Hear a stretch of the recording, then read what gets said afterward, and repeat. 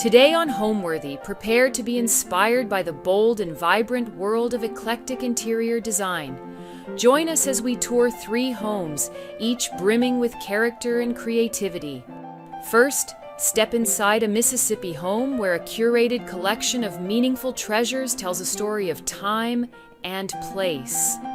Next, explore a Charleston residence where art is seamlessly woven into every corner. Finally, discover a mid-century Georgian home with a captivating international flair.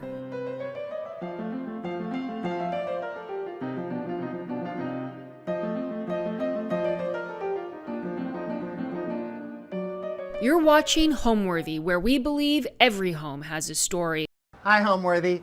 I'm Eric, and this is Layla. And I'm Brennan. Welcome to our home in Mississippi. Come on in.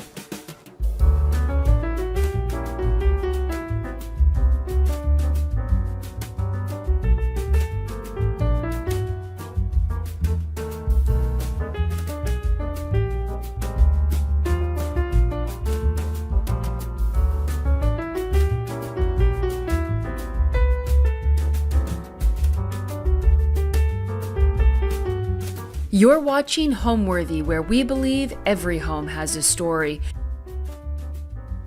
I'm Eric Kegler, And I'm Brennan Hovel. and welcome to our house in Jackson, Mississippi. So the house was built in 1952. It was actually one of the first houses built in Northeast Jackson. It's lot number 1. This was a wooded rural area back in 1952. We were lot number 1. The house was originally built by Betty Love and Jack McClarty. It was actually called the Tulip House and was actually the party house of Northside Drive.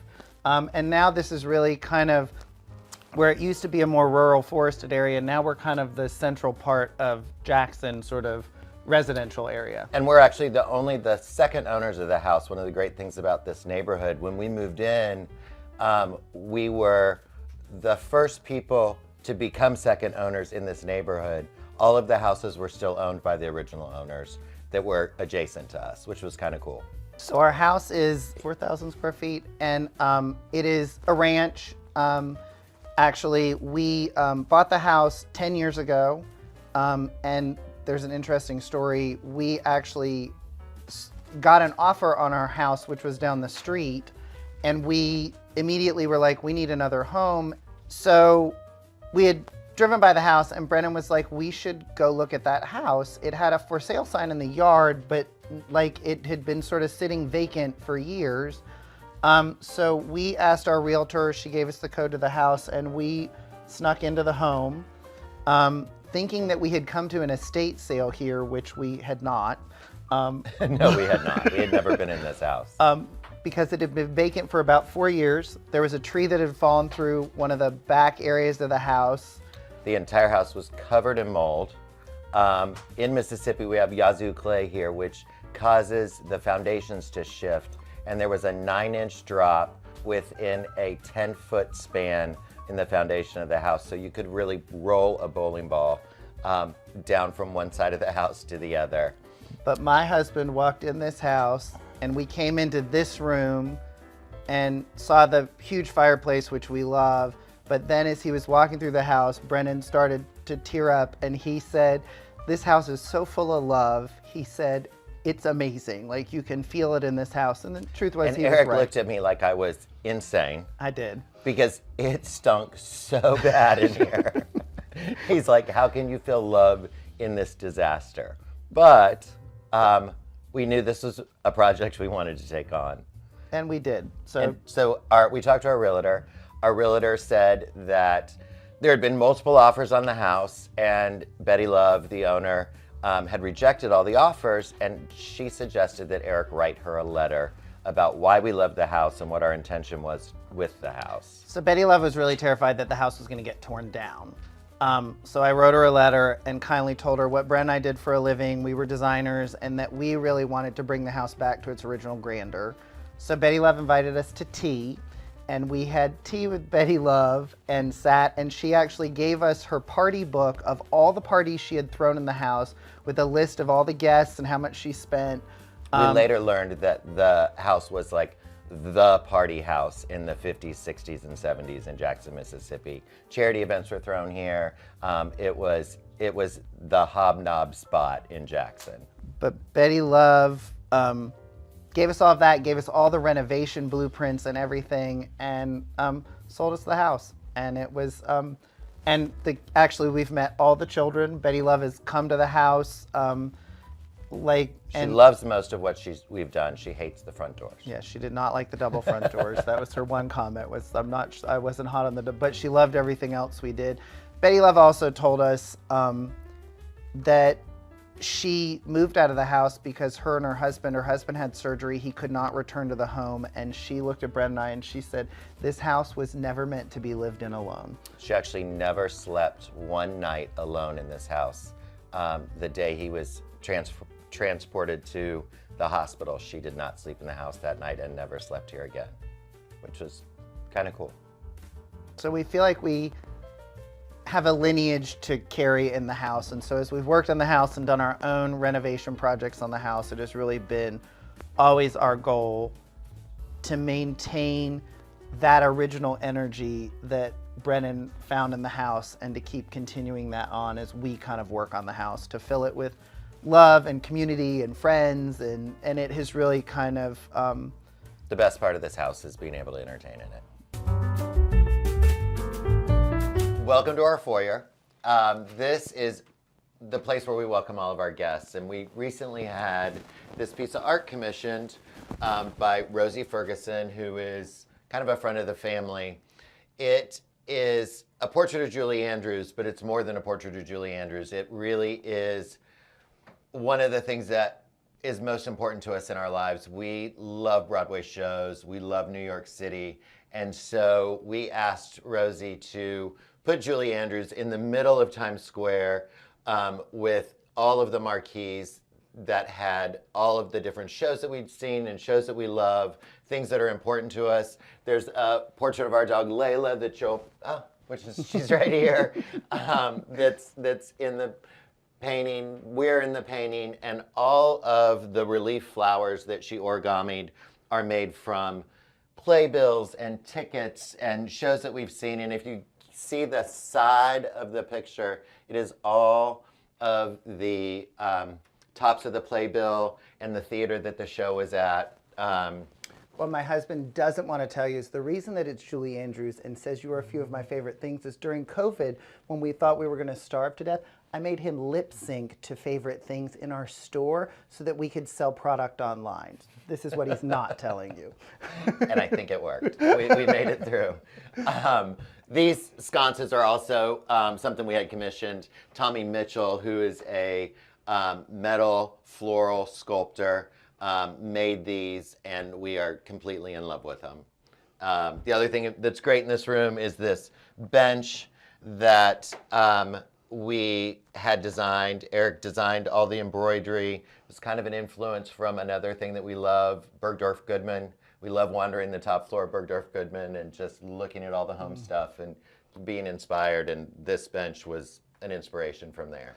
The wallpaper in the foyer is from Tebow. It kind of runs through all of our hallways. It was a great way with that burled sort of look to it, but it's actually a vinyl, so it was really cost effective. But it really kind of helped tie everything together and kept the warmth of the house that we found so important. That chair actually belonged to a woman that was supposed to have been on the Titanic. She was not on the Titanic because their dog was sick, and so she took the next boat, but that, you know. But I actually got the chair for free from her estate because the family, my mother does estate planning for people, and when they were doing sort of the estate sale, the family, I was sort of buying a few things, and the family was like, I mean, just take the chair, it's fine. Well, later it sort of, they found the receipt for the chair, and it was worth a little pretty penny, so I was very happy to have the chair, actually. So I think it's the third time we've recovered it. yeah, we love that chair. The next room we're going to take you in is our lobby, and we actually call it the lobby because when Brent and I were designing it and the pieces of furniture we ordered, we had a friend come over here, and she was like, oh my God, it's like a lobby of a hotel. And so we kind of So instead of a living room, we call it the lobby. we call it the lobby. So join us in the lobby. So welcome to our lobby. We really worked on designing this room and created it off of an artist that I found actually working on an event. His name is Tommy Pruitt. He actually was diagnosed with early onset dementia. He was a doctor, his wife was an artist, and she actually got him to start drawing and painting to help his dementia stay at bay. So at the event, I just fell in love with his work. And so I bought 10 of the pieces. But really what was sort of special was he has since then passed away, but we have become friends with the wife. So these pieces are really, really special to me and to us. But the room sort of began around those pieces of art, actually, as well as a piece of art that Brennan is in love with. It's a Jacques Nestle. It was painted in Paris. He supposedly studied with Picasso in the 20s. And it is just one of my very favorite pieces that we own in the house. We picked the paint color on the walls. It actually is from Backdrop. It's called Suntan. It really kind of helped to warm the space and bring the space together. And it's kind of the nicest golden beige color. It just was a really nice sort of backdrop for everything. I fell in love with the fabric on these chairs. It is from Liberty of London. And I really, when we found the fabric, this fabric, and there's a plaid fabric on the chaise bench, that when we found these two fabrics, they really sort of set the room and kind of set the whole tone for the fabrics in the room, which I love a textile. So that was kind of really important as we were sort of working on everything. Yeah, this is sort of like, I love amazing artists. It's kind of, and so there's actually, we call it the goiter. It actually is a Rhode Island designer that hand blows glass that I just fell in love with this piece. It was just so amazing and her work was so beautiful. And this sculpture is actually an Asian artist that we found when we were in Paris. And again, like it was just sort of, I love the aesthetic of it. Coming from my background in dance, the curves and everything were really important. The bowls were actually, we found on our honeymoon. They're actually made from like a volcanic ash that they turn into this clay and create these bowls out of. The pièce de résistance on the center of the table is actually from Home Goods. Don't tell anybody, but they are from Home Goods. Yeah, it is true. The piece over here is actually from the outside of someone's mausoleum. It was a collected piece that I actually found at a junk shop, but I just sort of fell in love with it. And the column base that's underneath it was a piece that I got off of an estate sale that I just sort of, again, thought it was really kind of fascinating. And we have used it all over, and I end up with people that want it, but I just can't get rid of it because I just think it's so beautifully done and it's kind of amazing. Our favorite spot in this room is our puzzle table. We love doing Liberty puzzles, which is a wood puzzle. And when we designed this room, we really wanted to create this space that gave us the opportunity to hang out and do puzzles. It's one of the other great things that came out of COVID. We realized that we love doing a puzzle. Well, we have a fire today because it really froze yesterday. We generally do not use our fireplaces all that often. So, but it does work. It actually is the original fireplace to the house with the original stone.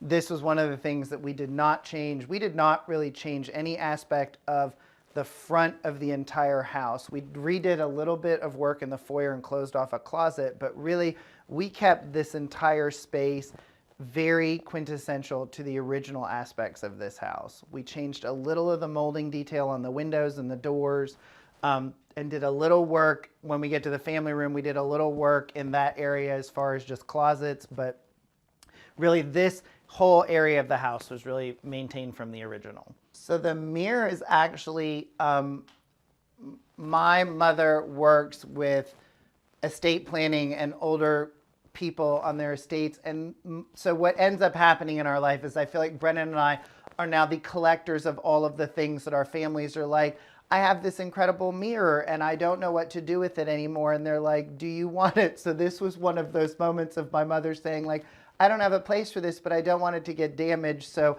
it really kind of houses a beautiful space like on our mantle and has amazing, like all of the carving up top and everything is beautiful. So I'm happy to be a little storage unit for some members of our family.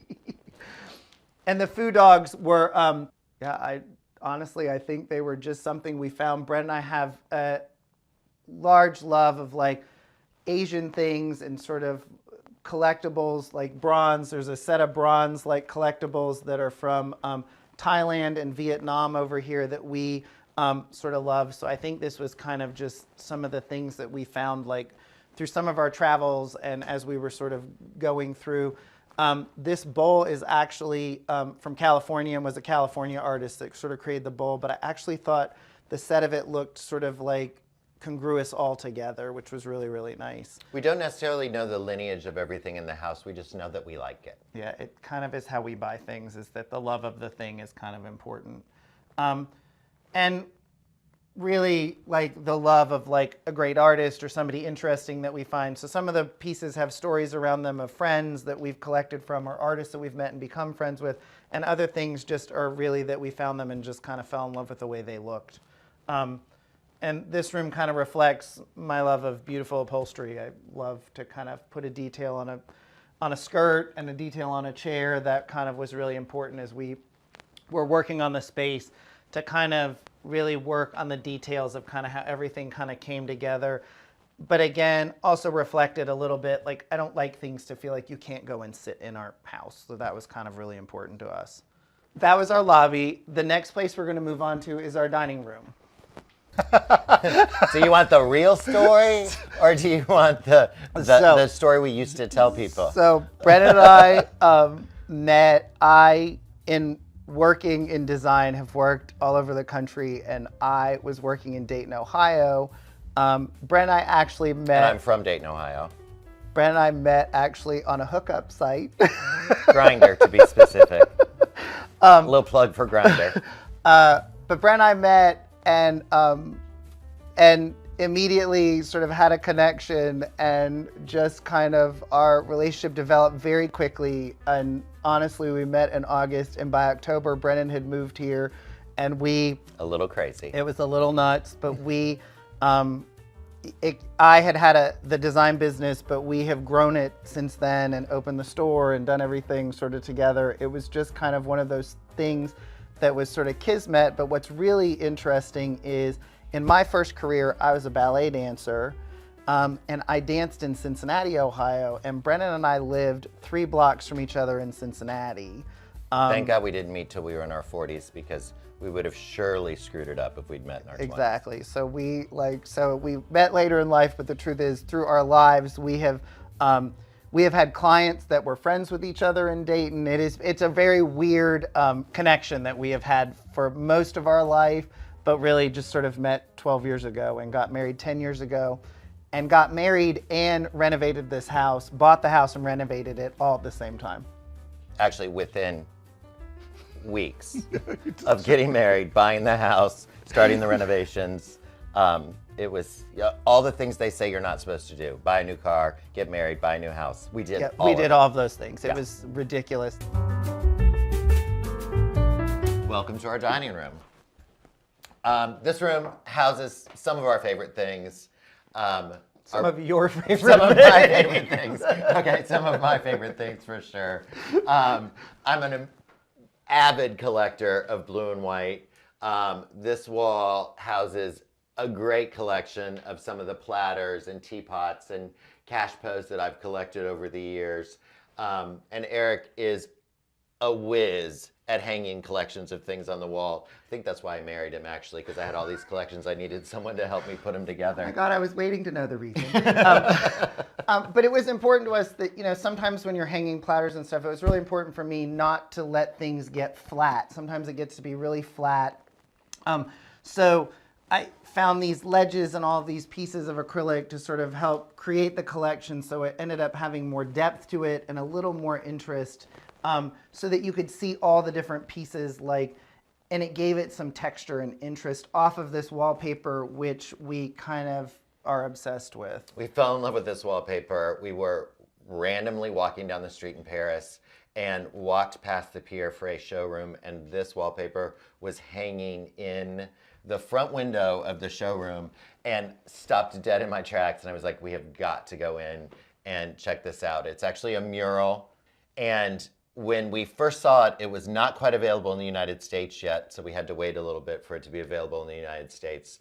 And we love it on these walls. It really, you know, sets a great tone in our dining room. It really kind of is the hub of our house. I meditate in here every morning, and it is just the nicest space to actually like sit in and enjoy. It's so comforting, and we love having friends over for dinner, and it just creates the most just serene environment to sort of enjoy. And we love dishware. That would be my sort of first love, is like dishes.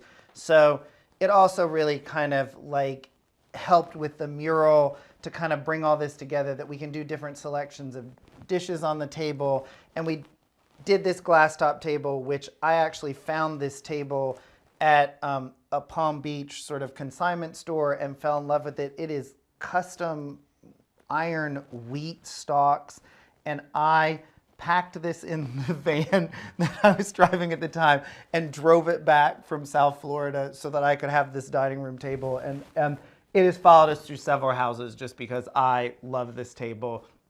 And we designed the chairs in these manual canvas velvet to kind of reflect This chair is a perfect example of just creating detail with the fabrics. This loose stripe on the back and the loose back cushion with the cording is just a really interesting way to apply these two fabrics. I don't necessarily call a dining room chair sexy, but I think these dining room chairs are probably the sexiest thing in our house. Besides me?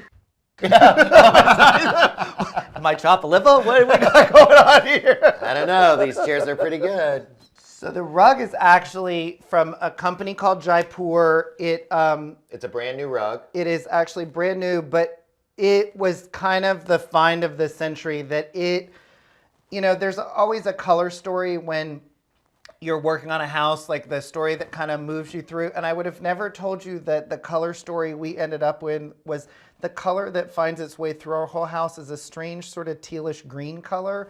But like bringing this rug in and the dining room chairs actually started bringing the whole house together in a way. Because this was not one of the first rooms we worked on in the house. And so it kind of was interesting as we got to sort of a point in the journey, we were like, this color really sets the tone, and this rug really brings all the colors of our house together in it, which was really kind of a happy accident. We could not do a house tour without pretty flowers. That just is sort of the quintessential thing about us in our home, is we like to entertain and bring people over. The candlesticks are actually, I have a client that likes to give things away, to be honest with you, and so she gives clothes away, and she was giving Fendi bags. Fendi bags. Our employees get free Fendi bags, and you know, it's. So in all honesty, these candlesticks were a moment that we were in a cabin, and she was like, just get rid of those. And I was like, can I have them?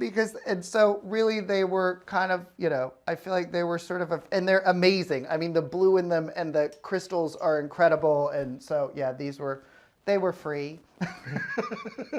Nothing wrong with free. There's nothing wrong with free. So as we go into the next room, which is our family room, we will expose our dish closet, which is, so there's. We have a horrible addiction to dishes and china, and our friends always give us a hard time because if we have them over for burgers, the table is completely set with salad plates, chargers, dessert plates, crystal, glassware, the whole 9 yards. We love the full presentation. Yeah, the two cabinets that are actually in the lobby actually house all of our napkins, napkin rings, like all the candles, like everything are kind of hidden away in there and kind of organized. So it is, we love to set a table. And one of the only reasons I did not set it today is just because I love how the table looks and it was going to cover it up. The house is very keeping with the architectural style of the house, which is very traditional. But we try to infuse some modern, more updated, traditional into that traditional design. I am much more traditional than Eric. I was about to say, like, you are Eric very... would funk it up more than I would, but So it is really a combination of the two of us. I will really say that Brennan and I will agree that I find that it's nice to embrace the architecture of a home, but my husband is much more traditional. I am much more eclectic and a little funky. So this house is a real combination of the two of us with a little more of the traditional aspects, but some definite eclecticism and things like that thrown in there just for good measure to kind of spice it up a little bit. So y'all, welcome to our family room. Also kind of in Mississippi, we call it a keeping room. So we were kind of talking in the dining room about our setting of the table. So originally when we got the house, there was a closet on this side with sort of those old-fashioned partition doors on it. And so Brent and I revamped this closet to actually be our dish closet, and we had it all lined in felt. But I will tell you, love a dish. So when Brennan and I actually got married, we had 89 guests at our wedding, and we served everybody on china. That was kind of our goal. So we bought china through the years. My favorite set is sort of this set of Haviland china that comes in like 3 different colors. It's all hand painted. It is like one of my favorite sets that we own, actually. I use it all the time. But one of the things this is one of our most recent purchases, is this Motorhead set that is got the most beautiful colors. It looks amazing on our dining room table. We love sort of seeing it there.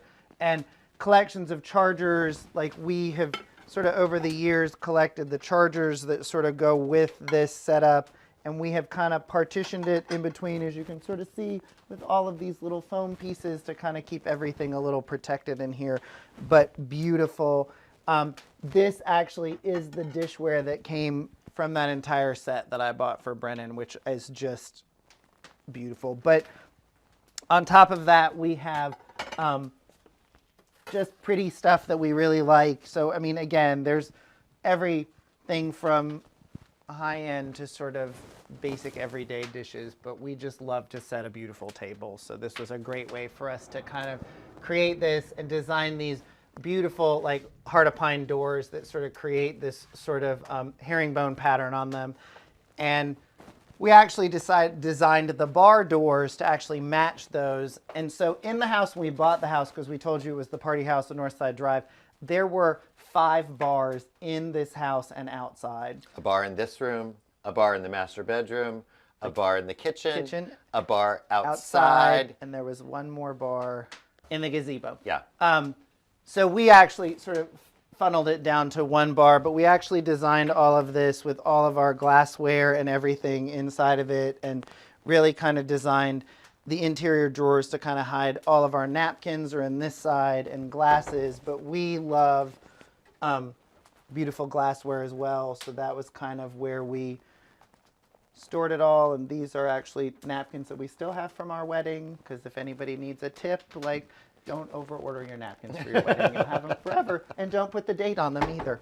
But this is also kind of where we put our pictures of Layla that we love. So this houses a lot of things we love.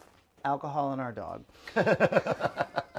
So I'm a vodka drinker. So I am vodka, soda, grapefruit juice pretty much all the time. Eric is the adventurous one. I'm a little more adventurous. Right now I'm sort of a tequila person. I'm always a champagne person. Champagne is my go-to. But right now I'm sort of having a little tequila moment. But I've just moved off from a gin moment. So, wow, I sound like a booze hound. His favorite cocktail is a cocktail called The Last Word, which you can probably realize Eric's always going to get the last word in, but it is gin, chartreuse, champagne, and Luxardo. Yeah. And so it's liquor. This actually is a nice backdrop for the rest of our family room, which really is the place that we hang out. The TV's in here. I think we bought the house because of this massive fireplace that I make. For sure.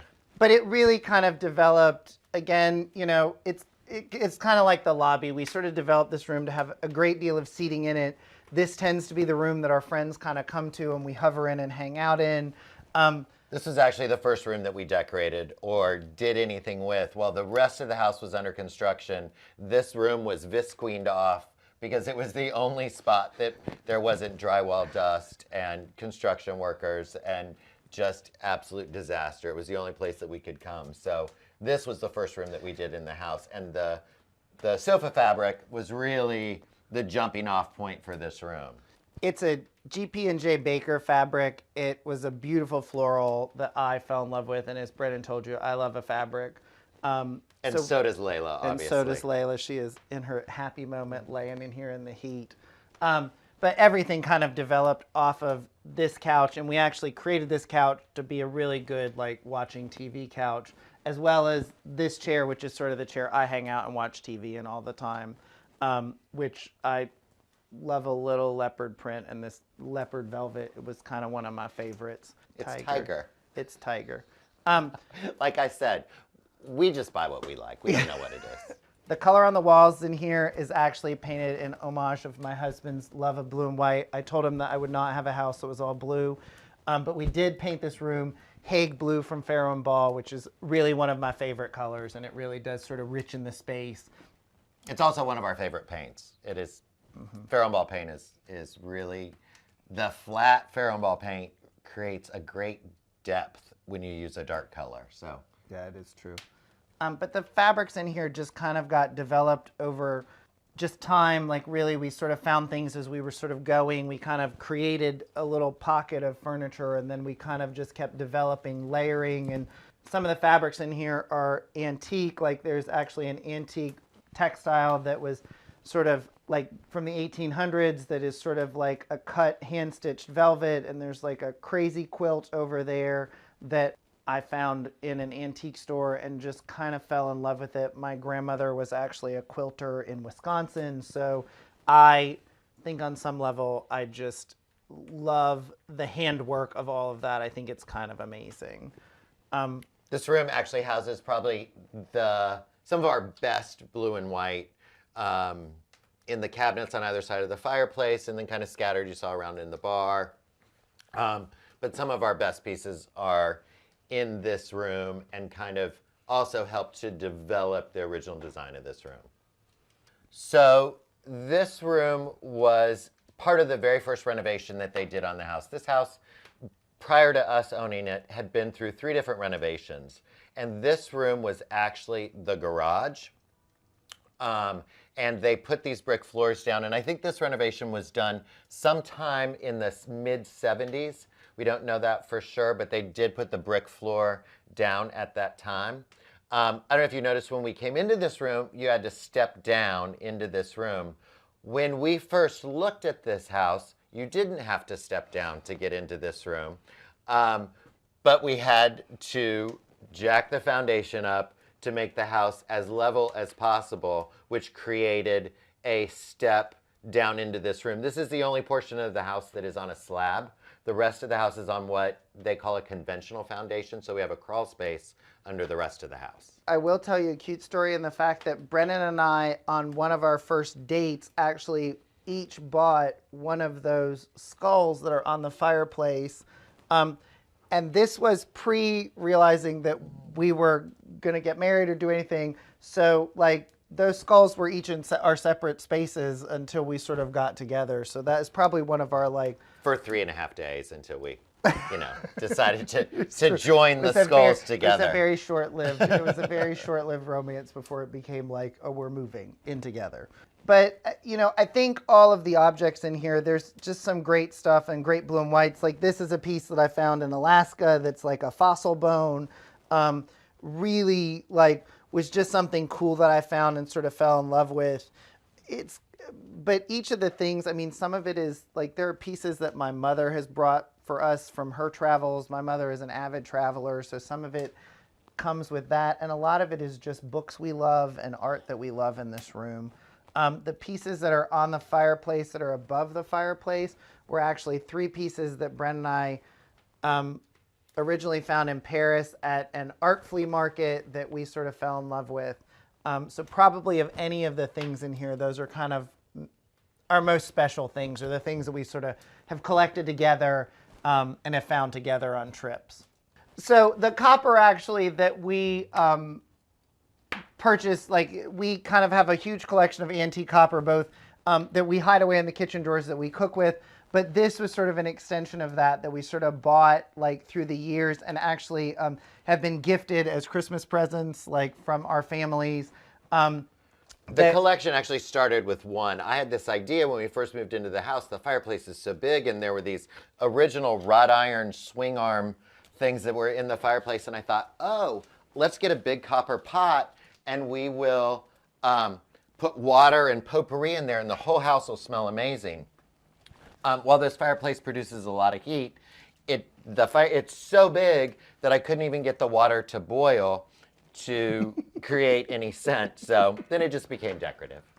In a room this size, to sort of create the seating arrangements that we created, I think some of the ideas that we used that were really helpful to kind of bring the space together and divide it apart a little bit was we kind of layered rugs on top of each other that helped give each space some identity while starting to then also bring them all kind of together. So I think the overlapping of the rugs and things really helped to kind of give some definition. And then we kind of decided to layer the furniture on top of it. I think some of the misconception of what people do when they're decorating in a larger space is trying to like create one seating area that houses everything. People oftentimes think that, you know, all the furniture needs to face the TV, or all the furniture needs to be focused around the fireplace. And we don't necessarily believe that that's true. If you create conversation areas and multiple conversation areas inside of a room, it allows you to enjoy the TV, enjoy the fireplace, and create areas that you can gather with your friends and family. We have 8 seats at our dining table, and so I think it was also really important for us to create an environment that you could seat the 8 guests that were having dinner with you like in a room together. So one of the things in both the lobby and this room that were important was creating an environment that housed that many seats so that really it was always comfortable for us to like have guests that could move to different spaces was also one of the things that we always really wanted as we were working on a room. So this was our family room. So please follow us into the kitchen. So we're both interior designers and we work together, and it becomes a fairly easy balance. There's certain things that are really important to me, and there's certain things that are really important to Eric.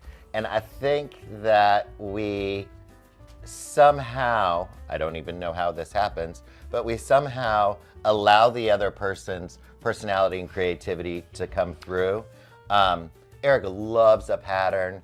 Eric loves a crazy upholstery. And I have come to embrace it. Like he does things I would have never thought to do with fabric and trim and upholstery details. And I will really say, I think, and I will say, this is over 12 years of a relationship. So to be clear, like this was not, it wasn't always that not easy. always this easy. But I do think that we've really come to a place where, like, if Brennan really vetoes something, like, I'm clear, like, this is not going to happen. And I think there are things that we both find important. And I think we have grown in our marriage to really find a way to listen to each other and to compromise the things with each other. And so I think it's really created a really healthy environment of how we create in the house. I will say also, my husband is an incredible gardener and does amazing yard work. And if Jackson hadn't frozen over 2 days ago, you would probably see more of our lovely yard. So we've also sort of made it that, like, I will work on a lot of the interior of the house, and he will kind of like come and edit and give his opinion. And outside, we kind of do the same thing. It's like we kind of balance our relationship out to give each other some primary like skills of like decorating and design. Which is perfect because Eric doesn't do outside. I do not. I don't like outside. It's hot here, except for today when it's below freezing. Yes. Welcome to our kitchen. This was probably one of the biggest renovation projects that we took on in this house. It was originally 2 rooms.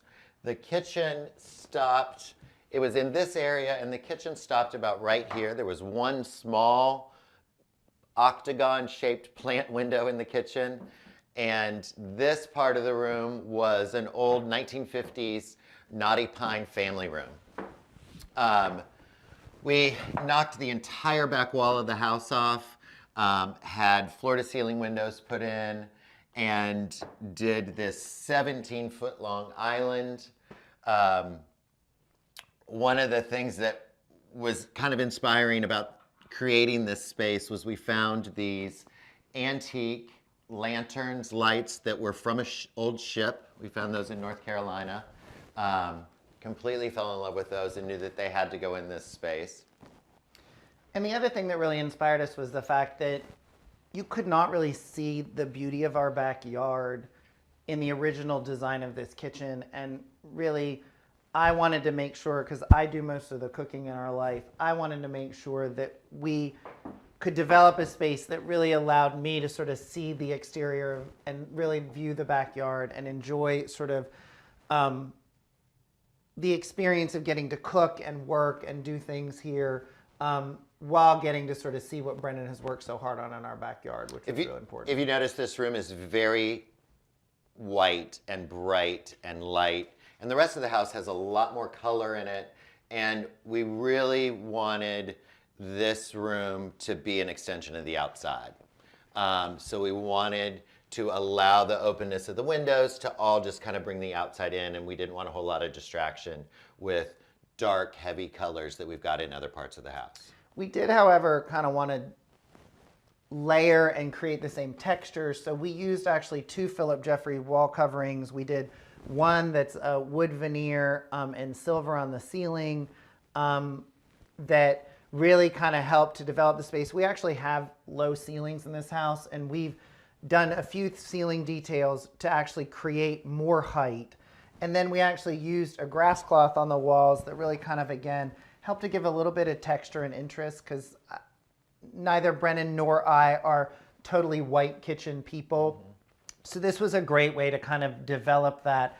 The light fixtures really helped us work off of the hardware too, which we two-toned the metal on the hardware to kind of work off the light fixtures, and also did this kind of more contemporary stainless steel backsplash sort of over the cooktop that kind of really all kind of helped to bring the space together. But one of the things that really became important as we were working on our kitchen was we each kind of wanted certain things. Brennan really wanted a workstation sink, which we really do love. This is a Kraus sink, and it is kind of one of the most ideal things that we have brought into the kitchen, just in terms of throwing a dinner party and keeping things sort of hidden and tucked away. It's so functional. Whenever we work with clients and we're renovating a kitchen, since we've lived with this sink, we highly recommend a big, deep workstation kitchen, because you can hide all kinds of dishes in there when you have company. And I actually wanted the French door ovens, which was sort of my thing, because I just loved how they looked. But I will also say that what I never realized was how ergonomic it was to be able to open the doors, and thank God it's clean. Cleanish. And not have to lean over to actually go into there. It really was kind of one of those things that I was like, I love it, but I love it even more now that it's sort of been done. One of the things that we really did do as we were working on the kitchen was we did the island because we also knew that, like, you know, whenever you have people over, they want to hang out with you. So we kind of created this space with the floor to ceiling windows so that we would also have a place for guests to sit and enjoy themselves, but also to sort of work off of giving Brennan and I sort of a small breakfast area for us to enjoy ourselves. And we actually took the knotty pine that was from the den area and stripped it, and actually created sort of our pantry and our TV area. And this houses, like, I love hot tea, and this houses all of Layla's treats and things. But it gave us a really nice space, and also kind of, again, like, took a part of the history of the home and adapted it for a space that was kind of important to us. And upholstered the doors in this great Nina Campbell fabric with this Samuel & Sons trim that kind of made a little interest and brought a little of that tealish green element that we had sort of found was like the story of our house into here to kind of give it a little bit of a burst of color without being too distracting from the outside. The chair fabric we initially found is an Osborne and Little fabric that we fell in love with and had a ton of color in it. We actually ended up that this antique bamboo table has sort of moved around our house all over the place into like guest rooms and things. And it really ended in the fact that one day we were sort of sitting here and we were like, why aren't we bringing this into our breakfast room? And it is just the most functional table, but at the same time really brings that sort of warmth in. It developed into the bar stools, which were also sort of a bamboo, and it kind of gave a little bit of a casual feel to this. But it also helps to follow that same idea of bringing the outside in with a little more natural elements, and just gives it a little bit of warmth inside of all of the bright and the white. And our kitchen is kind of narrow, so one of the things it also did was it allowed us to bring the 2 chairs in, and we actually have 2 stools that we kind of prop our feet on, but sometimes when we have friends over, they'll kind of pop on the stool and we'll all kind of hang out and eat a little dinner. So it's also kind of a nice way that we got 4 seats in here without it feeling overcrowded in this space. We would love to show you a few of our bedrooms next, so if you'll follow us down the hall, we will take you there. I became an interior designer by accident. My house was on a Christmas tour. I lived in a historic district in Dayton, Ohio, and the owner of one of the big design firms in Dayton came through the house and offered me a job. And I told him I had no experience, and he said he would train me and teach me. And the second I went to work for him, I knew that this was where I was supposed to be, and have done design work ever since. And for me, I started out, I started dancing when I was about 8 years old. I went to college and did my career as a classical ballet dancer. As I was retiring in my late 20s, I needed some direction, and I really loved textiles when I was a kid and enjoyed all that. My mom actually dabbled in design work, and so I actually decided to go back to school and study design. And I got out of school and went to work for a firm on Palm Beach, and really loved the process of doing all of it. I just loved every bit of being a designer. And so when I had a partner at the time, he got a job in Jackson, and I decided to come here because my roots were Southern. And while he and I did not work out, I really enjoyed it here, and the Southern aesthetic and the design pull is so strong here with the community here. It really just has always captured me to sort of stay here and develop the relationships that we have with our clients here. So it's kind of how I ended up 25 years ago moving to Jackson, but we love it here. And I met this one and moved to Jackson, not realizing that I think I was actually really born a Southerner, but didn't identify as a Southerner until I actually got here. Completely love it. It's such a great spot. When we tell people we're from Mississippi when we're traveling in other parts of the country, they just kind of look at us funny, but it is such a great spot and such an incredible community of people.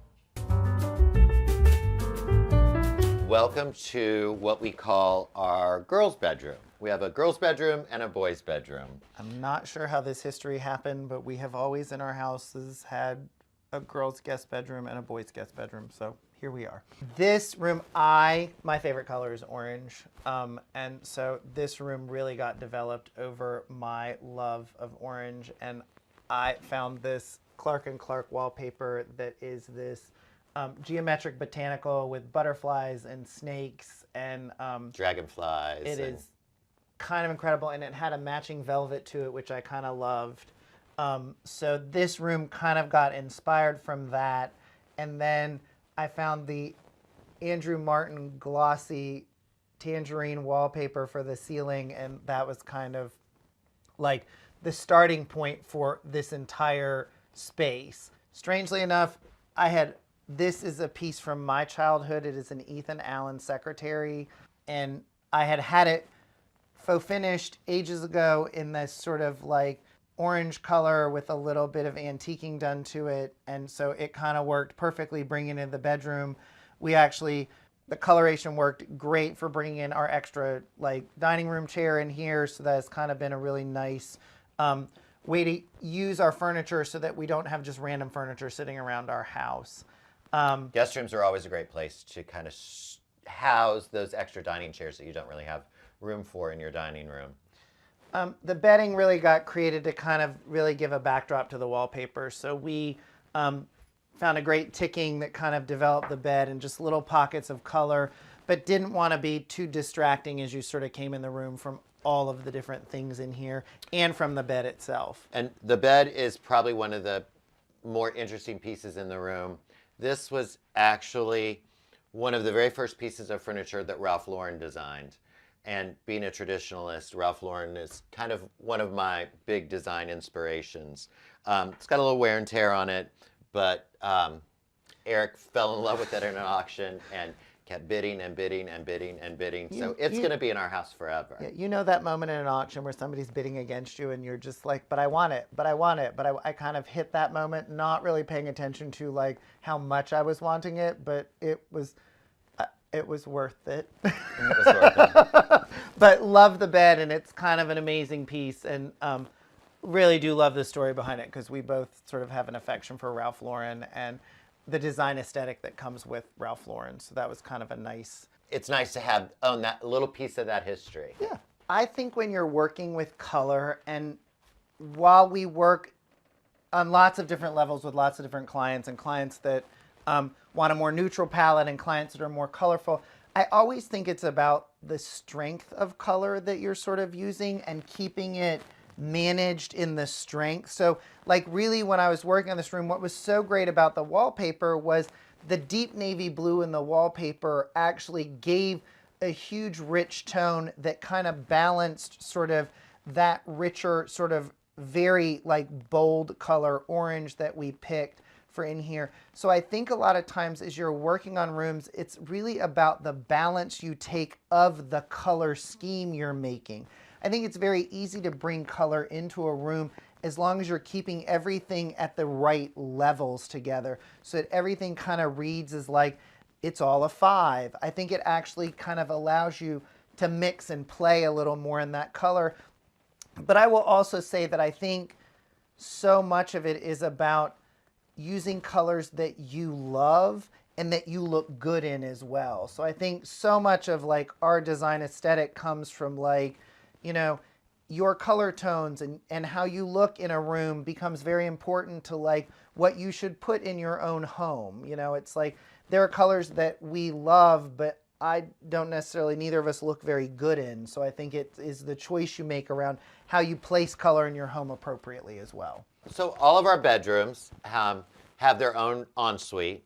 It was one of the things that when we started the renovation of the house, we wanted to make sure that each bedroom had its own private bath, which is great for our guests and great for company. So the bathroom in this bedroom was probably one of the biggest disasters during the renovation. The contractor fell completely through the floor into the crawl space. And one of his guys came running up to us like, oh my gosh, we have a huge problem. So just the perils of renovation.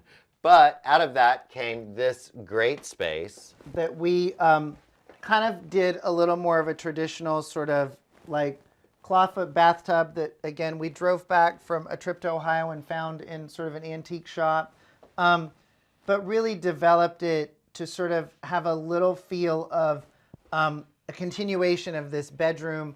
We did an Andrew Martin grass cloth on the walls and the ceiling to kind of create some continuity, and then really did this Samuel & Sons grosgrain trim to kind of help define the space and cover up actually some of the mechanics of using a grass cloth and cutting it at the ceiling and the wall space. The painting on the wall is actually really special to me. When I danced, I was actually the first male Peter Pan to have the ballet created for me. And that piece was actually by the artist that created the backdrop of when Peter Pan takes the children to Never Never Land. This was one of the schematics that came across the back wall as we were flying. So he gave it to me as we were sort of creating the ballet, and it is got a very special place in my heart, very much so. And we really, in this bathroom, wanted to do something a little more interesting than sconces on the wall. So we found these great Ralph Lauren fixtures that we found these floating shelves that we kind of put them on to just create a little more interest in here and something kind of special. And this is another example of how we kind of love to mix metals. The silver lamps with the gold mirror, the silver hardware on the sink, gold hardware on the chest. We think if done well, you can absolutely mix metals. I think people are oftentimes afraid of it, but we've done it in here, we did it in our kitchen, and I just think it kind of gives a layered, eclectic feel. I think the thing that gives a home a soul is the people that you invite inside. I think that the soul of the home comes from the friends and the family and the connections and the memories that are made in the house. It has nothing to do with the lamps or the art or the rug or any of those things. It's about the memories that you share with the people you love in the house. I agree. I think the soul of a home comes from what you put in it. And I don't mean like the furnishings. I mean, I think so much of what you create is the flow of how energy works in a home so that your family grows and your happiness grows and that your community grows there. I think it becomes what is so important. And I think it is, even in our own home, what was so important was that initial moment that Brennan was so moved by the energy in this house that I think it's the thing you capture and that you build on. And I think so much of that has to do with the people that are there and the people that you invite into your life.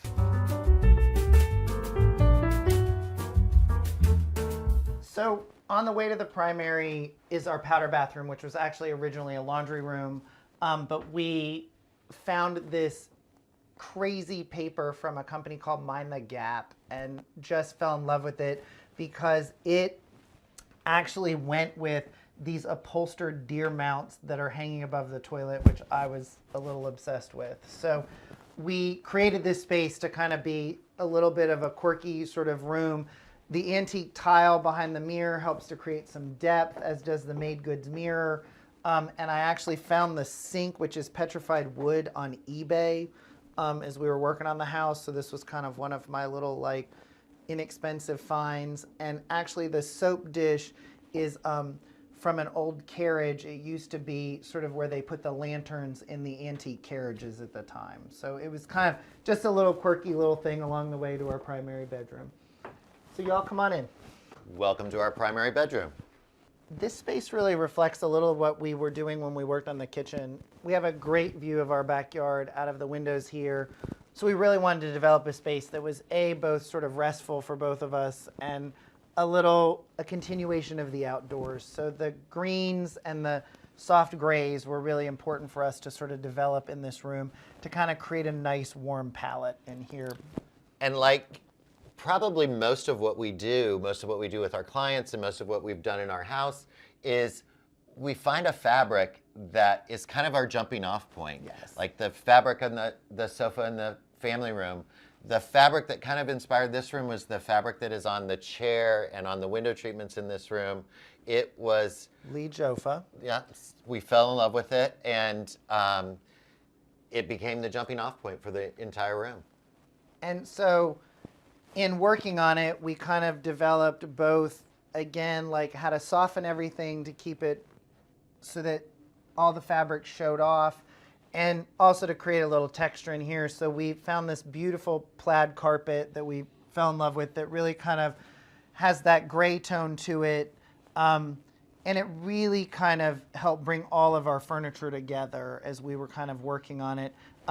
This sofa is my favorite story. I bought this sofa for $75 at the Salvation Army and had... Not in this fabric. No, it's been upholstered several times through the years. But I had our upholsterer, who's amazing, cut the notch in it because Layla likes to get up on the bed. So this was a way for her to get up on the bed easier. And covered it in this great cravat fabric with this great Samuel & Sons bullion trim that is just kind of puddling all over the floor, which I love. This room has a lot of different patterns of fabric in it, which I think normally is a challenge for people. But I think one of the ways to be able to introduce multiple patterns of fabric into one room is how you repeat them through the room.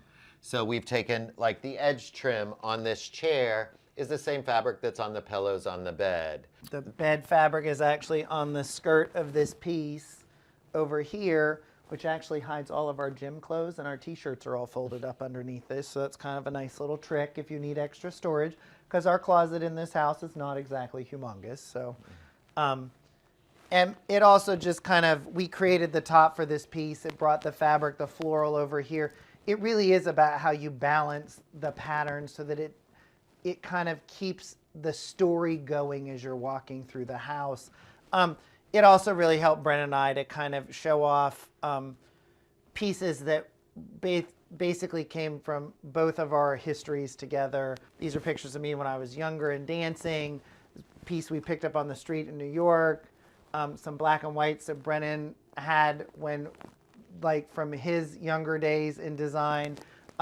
Strangely enough, this piece of art is one of our favorites because it is actually taken by one of my clients. Eric's very first client. My very first client took this photo, and Brennan bought it at an auction. At an auction, at a charity auction.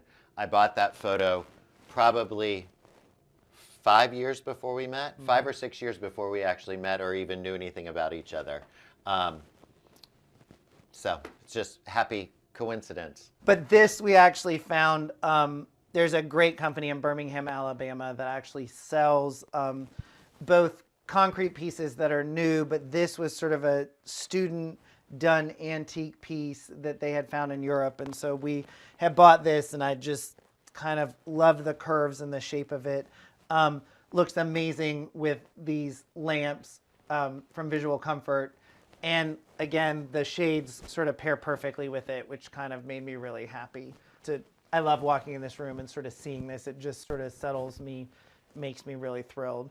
And it also then moves really well into Brendan's Another one of my collections is the finials that are on this mantle. These are all either stair parts or old finials from the ends of drapery rods. And I've collected these just randomly over the years. They're, you know, a couple dollars here, a couple dollars there, but they make a great little collection. And it really, so this is a hickory chair bed that as we kind of worked on the bedding, like, honestly, Brent and I like to keep things, as much as we love a layered bed, it's also important to keep things simple just so that the structure of the bed actually shows off. So we did a little T-bow trim, but kept everything really, again, like, pulled together some of the fabrics of the room so that this just became a participant and didn't become the lone structure in this room, which is really a large master bedroom. So we wanted to make sure that everything kind of worked to keep the room feeling sizable. One of my favorite pieces actually is this piece of art that is an Ellen Langford piece. She's a Mississippi-based artist. When I was first working in design in Mississippi, she and I shared studio space for like the first 6 or 7 years. And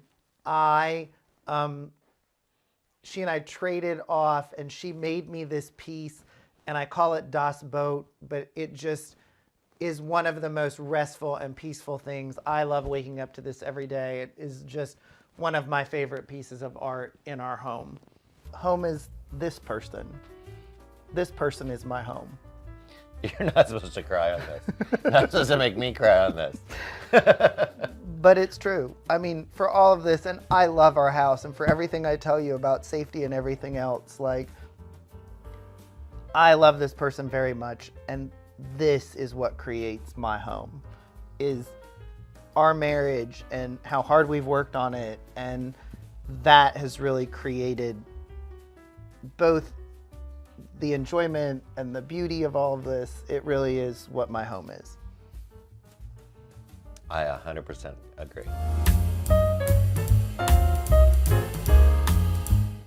Hi, Homeworthy. I'm Leah. Welcome to my home in Charleston. Come on in.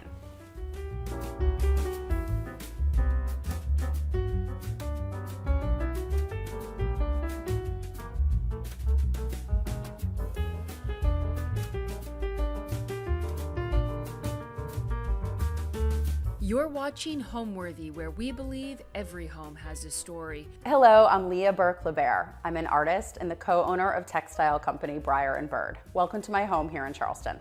My husband and I bought this house. It's in Hampton Park, which is a part of Charleston, which is downtown. I think we've been here about 5 years. We bought the house right before COVID happened. So we were very fortunate to be so close to this wonderful park and have the time to update the house in the way that we needed to. The house was built in 1917, so there's a lot of different sort of quirks that you'll see throughout the house. For example, the bedrooms are all attached, or were at one point, some of them still are. There's just sort of different quirky little details throughout the house that you'll see.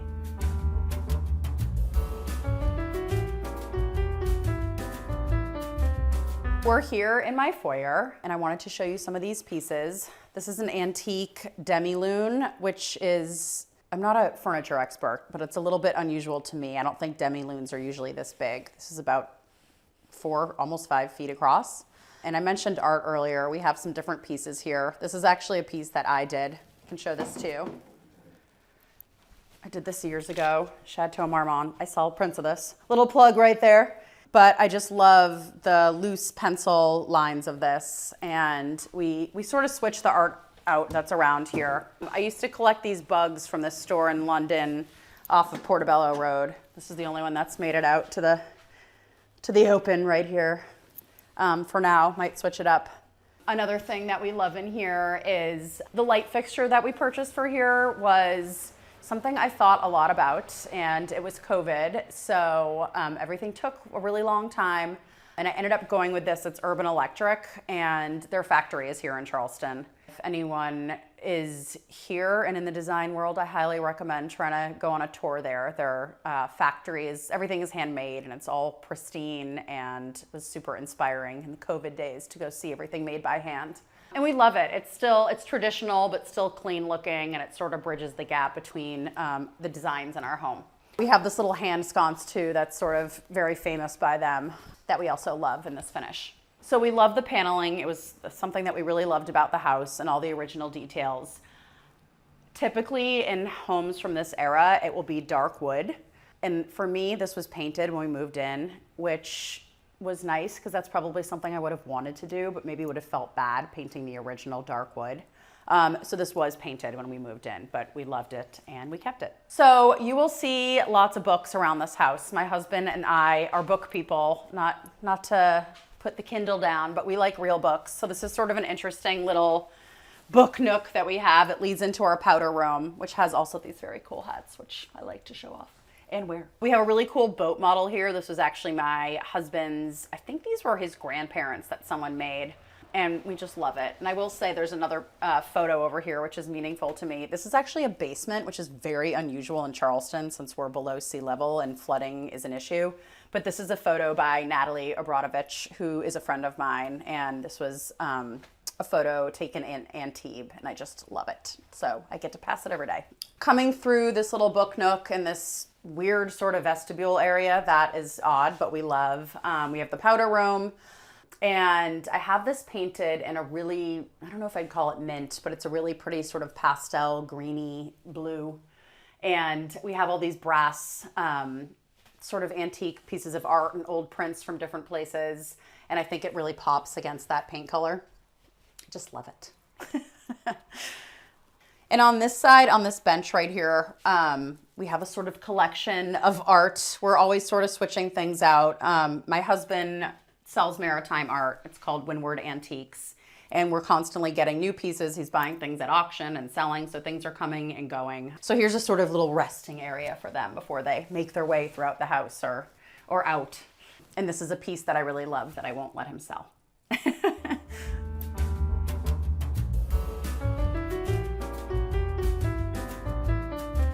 So off of our foyer to the right, we have our living and dining room. This is sort of the more formal living area for us. We have a lot of family pieces in here. This was a day bed that was my grandmother's in her townhouse in New York. I just had it recovered in this beautiful Miles Redford Schumacher fabric, which I love, which I'm sure will be trashed soon. And then this is a beautiful Louis XVI settee from my husband's mother, which I love.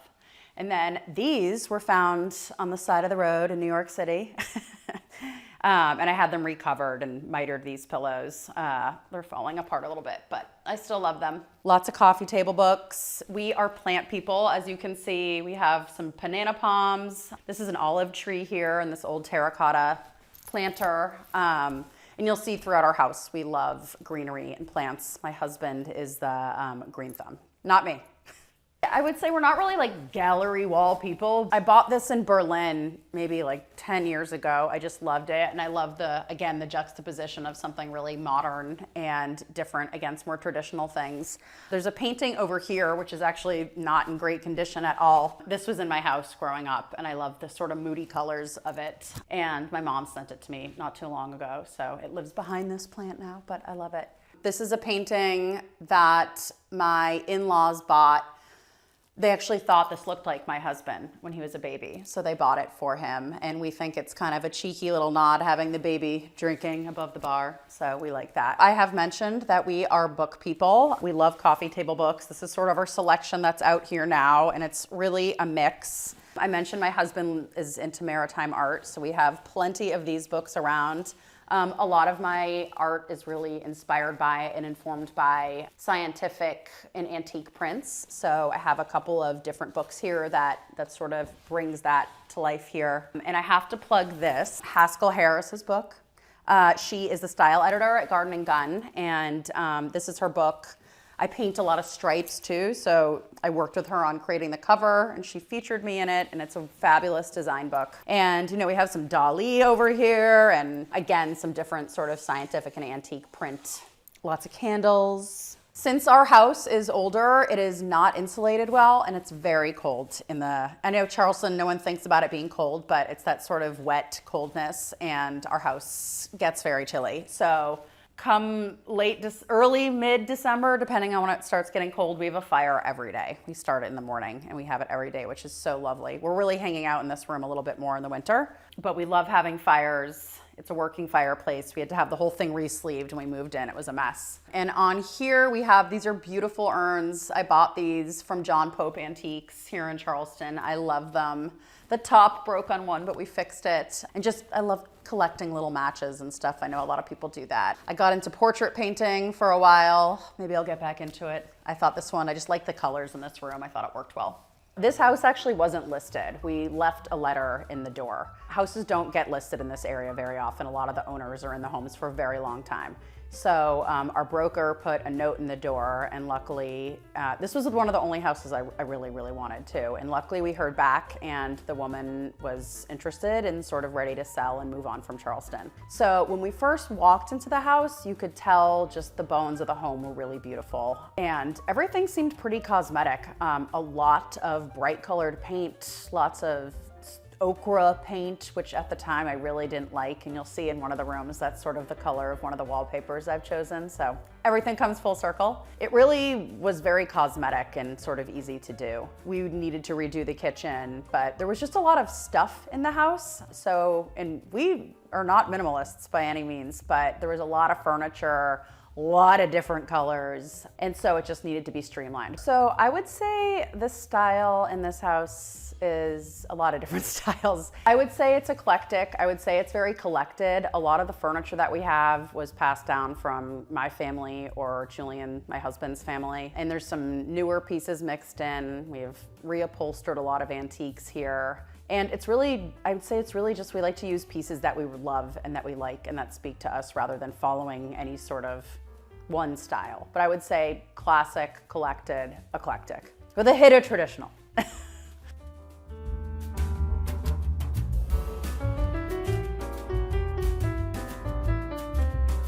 So we're heading out here onto our screened-in porch, which is off the living room. And starting about now, when it starts cooling down in Charleston a little bit, we are out here all the time. When we first moved in here, this was pretty unusable because it's so buggy here, but you can see these beautiful archways. We had screens placed in. The guys came and made them here. It was actually very cool to watch. They bent these huge metal rods and then inserted the screens. So we're out here all the time now. Here is our outdoor dining table. It's exposed to the street. Maybe you can hear some of the cars, but we love having big dinner parties out here. We bring in lots of chairs from other places in the house if needed. So that's why it's kind of just eclectic, lots of different things going on in terms of the chairs.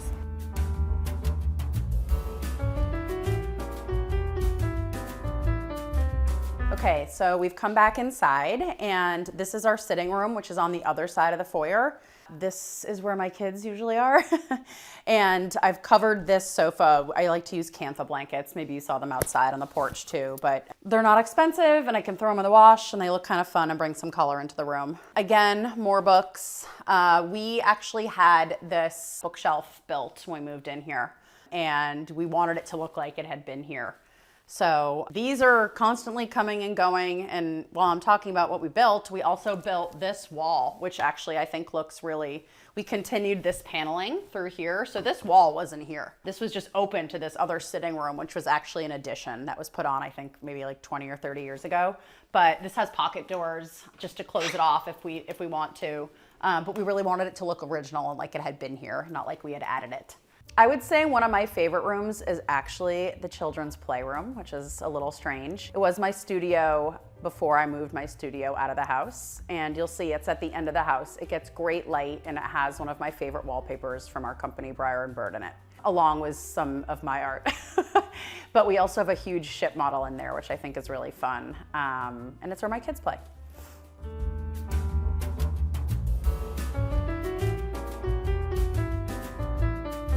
Okay, and off of the sitting room, this is our playroom. This room was my studio before I moved it out of the house. It gets great light, and the kids have big rooms, but there's no playroom in this house. So we decided that this would be the sort of kids' playroom. And of course, I had to put up my wallpaper. This is Briar and Bird. This is our geranium print. This is one of the first patterns we made. This marigold color has been really popular for us. It was something we introduced sort of recently. So I think it's really fun. We custom matched the trim to the paper.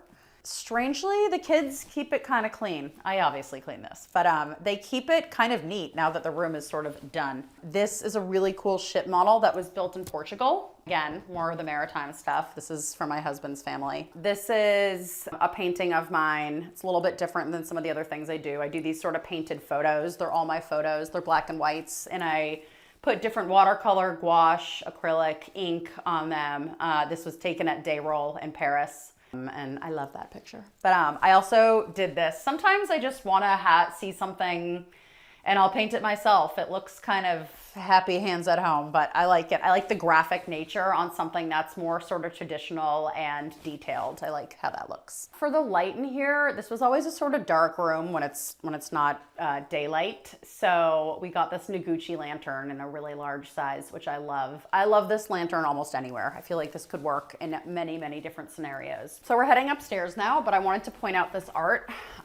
These are Bensons. They're my husband's collection, but it's interesting because they're from Essex, Massachusetts, which is sort of the area that part of my family is from. So kind of an interesting little connection there.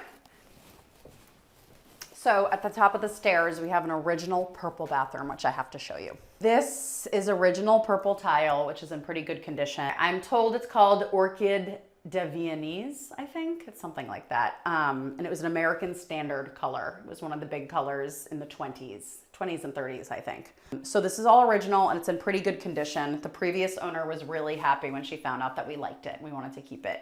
It's definitely, you know, it's purple. It's not for everybody, but we love it.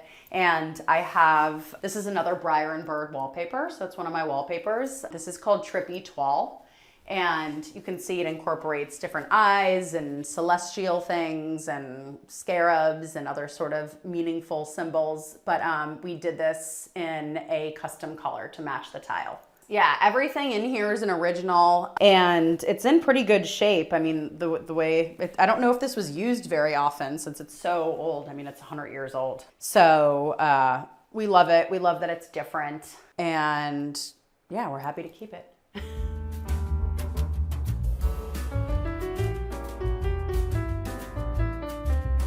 So we're here in my son's room. He is 3.5. He's gonna be 4. So he has his big boy bed, and we still have his crib, which my friends love to make fun of me about, but we like to keep our kids in cribs real late around here.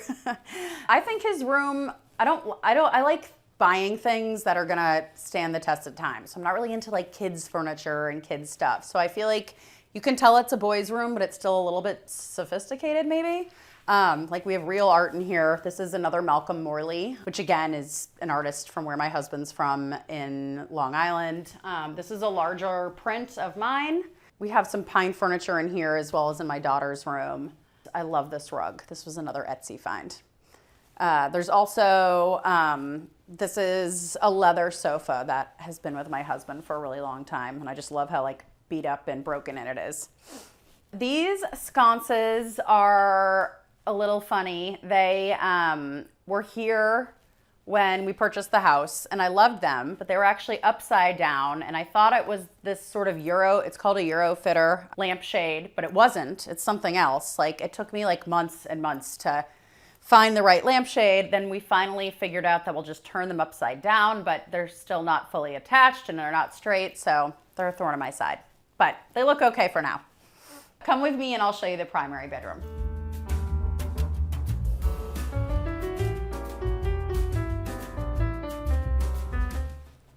So this is the primary bedroom. This is a massive room. It was actually 2 different rooms. You can see right here, this divider was the wall between these 2 bedrooms, and someone created one giant room. I would maybe prefer it to be 2 rooms. I don't think we need a master this big, but here we are. So we have a fireplace right here. This is not a working fireplace right now, sadly. We don't really need it here in Charleston, but we decided to put this big carpet in. It's not wall to wall, but that sort of idea. So that doesn't really work with a fireplace. It's a nice little sitting area. This again is an antique from my family. I had it recovered in this really pretty Pindler, just very basic, ticking stripe. These are also from Julian's family, my husband's family. And we're always rotating the art in here as well. This is a new piece. It's a little bit damaged, but I love the colors and I love how it plays off the navy blue walls. You can come over here. I talked a little bit about antique prints and how much I love them. I do a lot of these. I love to source antique prints and I hand paint these stripes. So that's fun for me to do and works well in here. The rest of the house is sort of light and bright, so I really wanted to do something darker and moodier in the bedroom. And so I went with this sort of midnight blue that this room gets a lot of light, especially in the beginning of the day, so I felt like it could stand with it. And I love how art pops off it. I think it looks really great, and it's just different. I thought about painting the ceiling, but that probably would have been a little bit much. But we love this color. So as I mentioned, this room used to be 2 bedrooms and there's really no other place in this bedroom to put the bed. So we have it up against here. We had some bamboo shades made and it's been on my to-do list to have curtains made. It's always a work in progress because of, you can see the eaves and dormers and that sort of thing. It's really hard to get a proper curtain rod in somewhere. You can see over here. And I don't really know how to do it here. So we kind of just work with what we have, and this is really the only place for the bed that we could figure out. These lamps I bought here in Charleston for the pair. They're carved dolphin wood lamps. And this room is big, so I really was looking for something really tall and big. And then I sourced these. I know we're seeing all this beautiful marbled paper everywhere, which is so fun. I sourced these. I'm blanking on this place, but they're from somewhere in England. They're all handmade. And I just thought the colors were fun and worked in here well. My mom is an armoire lover, so this is an armoire that was also in her apartment in New York. I won't open it and show you all my messy clothes, but it's really big and deep and has shelves in it. So it's a great piece. There's also a bureau over here, which is missing some of the hardware, but I need to find a replacement. But anyways, it's really beautiful. This was, had this big glass encasement piece, which was broken in a move, but it now is great storage for clothes. This was my grandmother's. It's an old piece of Baker furniture. Obviously, we've talked a lot about art, but this is a really cool piece. This is by a local artist here in Charleston. Her name is Isabel Bornstein, and she does collage. And she used to take commissions. I don't know if she does anymore, but this was my daughter when she was probably 3 and my sweet doggy. And I love this piece, so she's an incredible artist here. Just talking more about layers. We have more books here. Books are sort of everywhere, and I love layering rugs. We obviously have this carpet here, but we have a lot of special rugs. My mother-in-law used to sell rugs, so we have many rugs to choose from.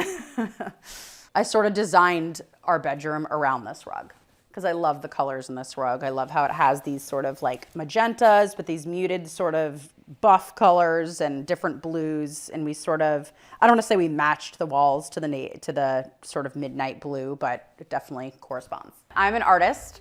I've been an artist professionally for 5 or 6 years. I do have a background in furniture. I come from an interior design company. I do mostly botanical watercolor. I work with a lot of different companies. I work with a lot of different brands. I sell art in a lot of different places, mostly through my website. I'm on Moda Operandi. I sell at KRB in New York, which I'm very proud of. And I'm also the co-founder of wallpaper company Briar and Bird. My partner, Georgia Tappert Howe, who's a designer, interior designer based in LA, and a dear friend since high school, approached me about 4 years ago about starting a wallpaper line. And sounded great. We had no idea how to do it, but slowly we pulled it together. We launched at Hollywood at Home in LA, and we're in 5 showrooms now. So I would say that my art parallels my interior and personal style, which is, again, classic with a twist, sort of, I guess, or a little bit of edge, I'd say. And in my art, a lot of times, you know, I'll draw a plant or something, but it will be something a little bit weird or maybe trippy or something. Like I did a whole series of carnivorous plants, or, you know, I'll hide some bugs or snails in something, or, you know, I like things to have something a little different. Maybe you have to look a little harder, but there's something sort of fun and different placed in the details. Something that's really important to my husband and I is art, as you can see throughout the house. And I think different layers of art that's really meaningful to people, or maybe they've collected on travels or something that was passed down to them, whatever it is that really speaks to them, that's what I think makes a house really interesting. And I love that sort of layered look. I hope that we have that. I think we do. We have a lot of stuff going on in here.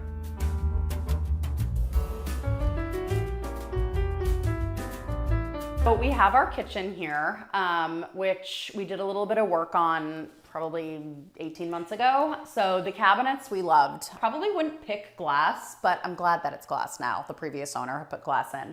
All of the cabinets were a dark, dark red. So we painted them this beige, and this was a bar counter. So we brought that down and redid the countertops to soapstone. And then the big thing that we did was that this was actually a walk-in pantry, which I loved coming from New York. The pantry had a window, which was like the size of my kitchen in New York. So I loved that. But we really needed a place to sit with the kids. And if we're entertaining smaller groups, we'll hang out in here, this little dining nook. We decided to paint the dining nook this green. It's a Pharaoh and ball color, and I love it. I think it just brings something different to the space. And those were original, so those shelves were there, and we pick and pull things from there all the time. Those 2 yellow urns my mom always had, and I never loved them, and she gave them to me, and now I really love them. And sometimes they're in the living room. They're great for flowers. Just speaking again to the art all over the house, I love putting pictures of food in the dining nook. I had a picture of a big Curated painting, which I sold. It was a painted photo actually, but I have a birthday cake there now, which is fun. Kids love cake, obviously. And then we like to mix in some of these older antique oils. This is an older piece. Again, another graphic piece I just decided to paint. I thought it was fun, the mix of the two. We have super basic wine glasses, which are from Amazon. But they're good to have for parties, because if they break, you can just have an extra box and it's not expensive. These I love. These are all different. I actually found these on Etsy. I don't know if you can see them. They're really pretty, but they're all different. They're all handmade, and I'm obsessed with these. They're nice, thick glass, and they all have like really different, interesting colors. And then on top, we have these really cool champagne coupes that were my grandmother's. I can't reach it, it's way up there, but it's got like a gold lining on it with a little Greek key, and I love a Greek key, so a little bit of everything in here. This stove makes me very happy. It's a La Cornue. I love the brass. It cooks really well. Weirdly, I thought it was just for looks, but it actually gets really hot, and the stove and the oven get super hot. You sort of have to learn how to cook on it. But this is my baby. I moved here about 7 or 8 years ago. I was living in New York at the time, and I was ready to make a move. Never considered Charleston, but then I met my now husband, and he was in Charleston to stay. And I had been to Charleston before and liked it, didn't know that much about it, but I ended up moving down here. And here we are. I am an old home person. My husband is too. So we weren't exactly looking for an old home, but I don't think we would have ended up in anything besides an old home. We did actually look at one new build, and I thought, ooh, that would be nice. No old home problems. But we ended up in the old home, and we definitely have the old home problems, but I think we're both used to it. We both grew up with that. And, you know, we love the history of the home. You know, we love what old homes bring. So come on outside and I'll show you our little guest cottage.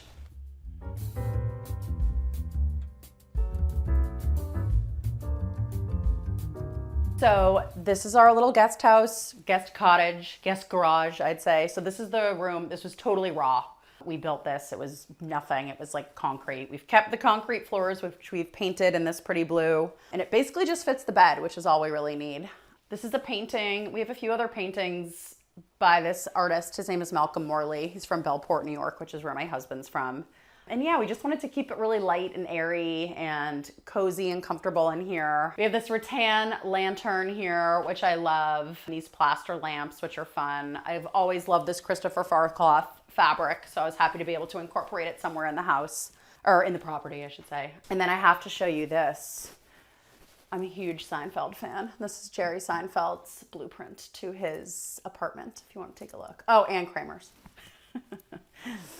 We like to play it fast and loose here, so not everything's hung. You'll see in the house, a lot of things are just leaning up like that, but I'm okay with that. And this is a really special little table. This was actually in my bathroom for a long time, but this was shipped down from New York. This was in my mom's apartment, and it was in my grandmother's apartment before that. So I love this little piece. So this is our cozy little guest cottage. Again, just one tiny little compact room, but we love having people here and that they get to have their own space, especially since we have little kids.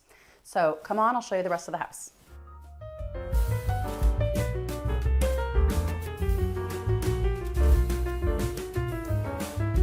This is our back patio. We actually had a big pergola here, which I loved, but my husband took it down one day.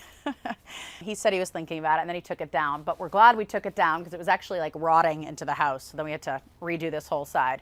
But we put down this lighter colored stone. It's very hot here, so this sort of doesn't retain the heat as much as a slate or blue stone. We've done oyster shells over here, clam shells, and this gets really beautiful. Little roses, climbing roses, really beautiful, and wisteria when it's blooming. So this is the back of our house. This is a really cool original little greenhouse. We do not use it, sadly. At the moment, we will. But this is original to the house. It's a little potting shed you can stand up in. I'm told avocados would grow very well in there. We have a lot of different fruit trees that aren't really blooming right now, but we have a persimmon tree there. We have a blood orange tree, which is up against the house. I'm told they need 2 so they can germinate or fertilize, whatever. And then we have a lot of different kumquat trees all along here that we eat all season long. We also have some other citrus trees. We have lemons out front, and that's it. I would say home, it's funny because I moved a lot growing up. My mom and dad were divorced and they both moved a lot, so I've lived in I've had a lot of different homes. But to me, home is a place where you can be with your family, where you can relax, you can rest, you can be yourself, get comfortable, and recharge. Thank you for coming to check out my home, Homeworthy. I hope you liked it as much as I do. Now it's time to go. Bye.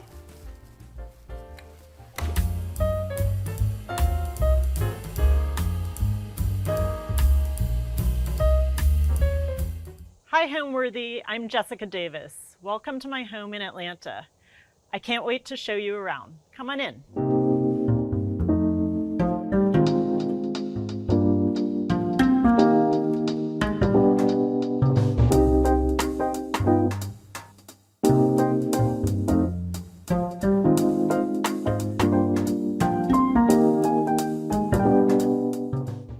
house was designed in 1960 by Jerry Cooper, who's an Atlanta architect. It's a classic mid-century post and beam style home.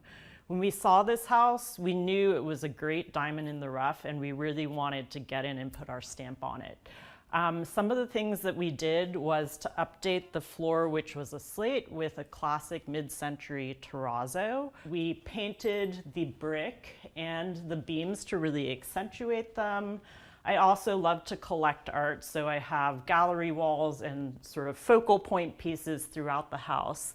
I love these giant overscaled knobs that are original to the home. I also love to kind of layer, and this is a rug that my dad actually collected on his travels to the Silk Road in China in the 80s. Over here we have a original magnolia wall with this paneling, and that's something that we wanted to really keep. It warms up the house, and we layered all of this art that we've collected over the years to create this gallery wall in this space. As an interior designer, I love to do gallery walls that have meaning but really showcase somebody's collection. So for me, we have pieces that are by our friends, pieces that I have painted myself in college, and even things by my kids. And I think when you weave these things all together, including vintage pieces, it really tells a nice story and elevates all of the art. What's unique about this home is that there's so many hallways, and they're very wide, so they feel like they're kind of their own spaces, and we wanted to play into that. So we even have little furnishings here and there in the hallway. This is a rocking horse that I've had since my childhood in Hong Kong in the 80s. And I love these walls of windows. And what's really great about these windows is the fact that there's this stationary pane of glass at the bottom. So they're great for dogs. Our dogs walk along here, they can see outside, but when the windows are open, they can't jump against the screens or jump out the windows. So I don't know if the original architect thought about that, but I think it's an amazing sort of practical choice. So I grew up in Hong Kong and spent a lot of time in China over the years, and this is my snuff bottle collection that I've collected really ever since I was young. One of these I've had since I was in elementary school, and I used to use it as a prop to play with my Barbies. So really kind of expanded this over the years in my travels to China and enjoy seeing it every day. Right here is a piece of art by one of our friends, Nils Eriksson. He's a photographer. He's mainly a sports photographer, but we love having one of his pieces in our home to remind us of him. Off of our entryway is our sunken living room. Let's head there next. This is our living room. I love that it is a big volume of space and that both the floor goes down and the ceiling goes up. We have this classic kind of mid-century fireplace, and we really wanted to make it a little more neutral. It was this weird yellowy brown brick, so we painted that white, and the white brick carries through to this built-in bench, which is again a very classic mid-century element. Because of the strange bricks, I wanted some sort of artwork on here that would fit in this frame, and we used these amazing Katie Gong knots here that have a really sculptural quality. Also, because the room is so big, we separated it into two different seating groups. So we have our fireplace seating group as well as the main kind of loungy area separated by a daybed.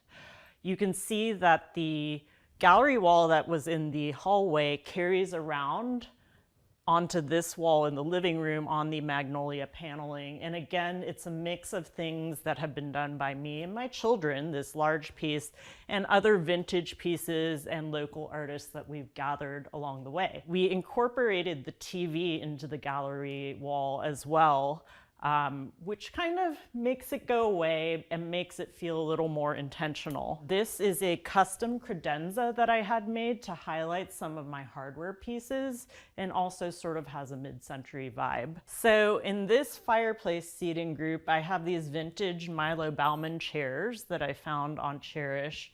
And I love that they're sort of low slung and really cozy. And I paired them with this really shiny hay table, and I love that it reflects the wood on the ceiling.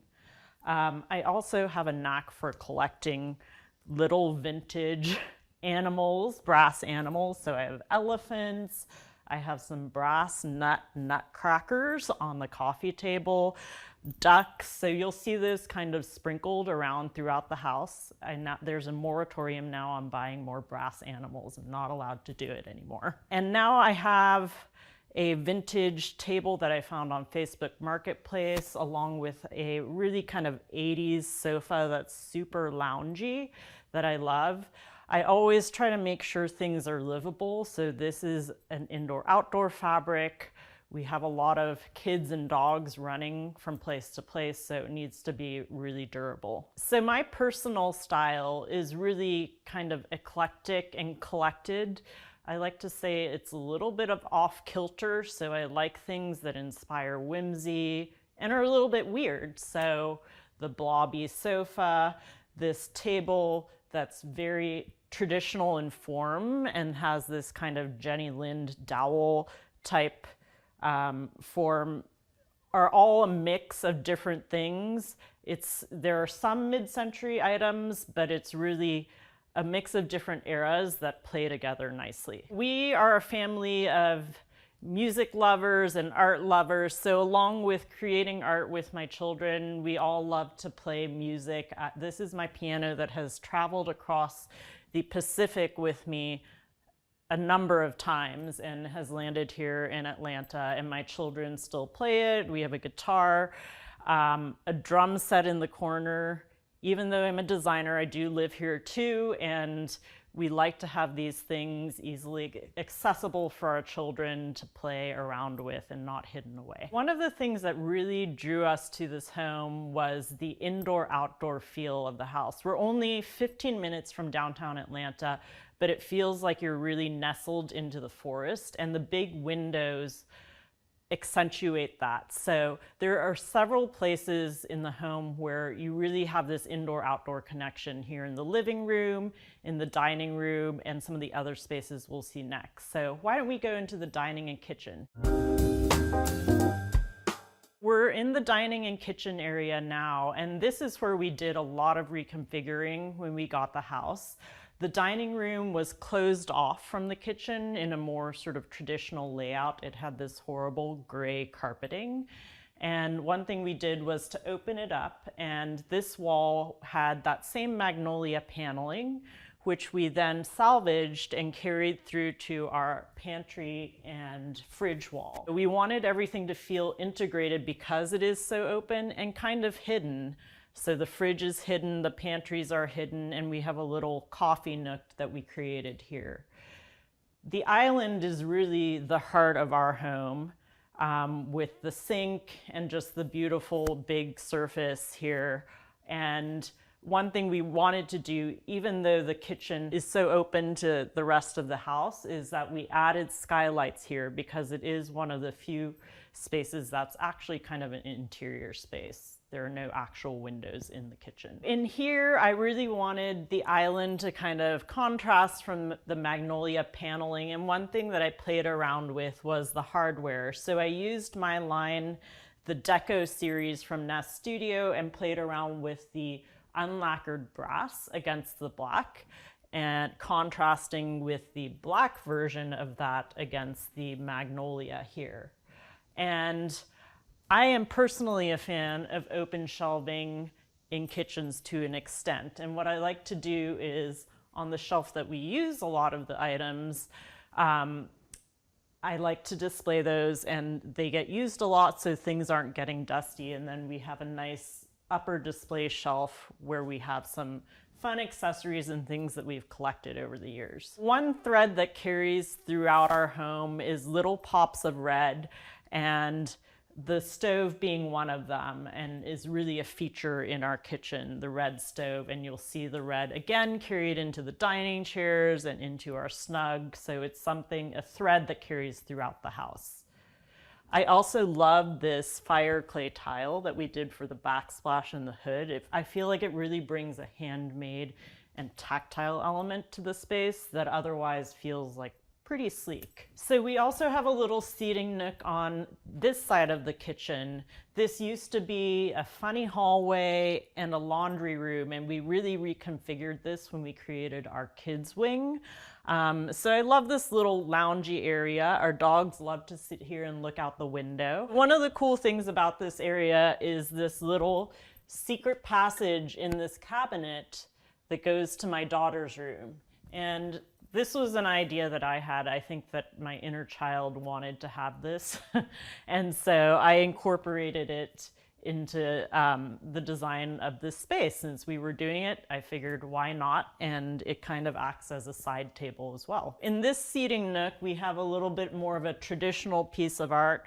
Our last home was a Victorian, so like I mentioned, I love all different styles, and I like to mix things with even kind of elaborate gilt frames.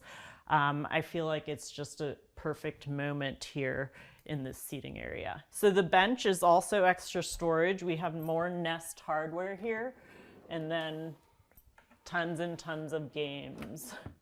Board games. We have a little cutout here that allows light in and peers into the kids' hallway. Part of the reasoning for that was actually the fact that we have an electrical panel hidden behind this rolling screen, and we really didn't want to move it. That's like a big expense to move your electrical panel. So taking into the account those types of items, but making interesting design choices because of them. I'm a real big fan of high-low and splurging on some things and saving on others.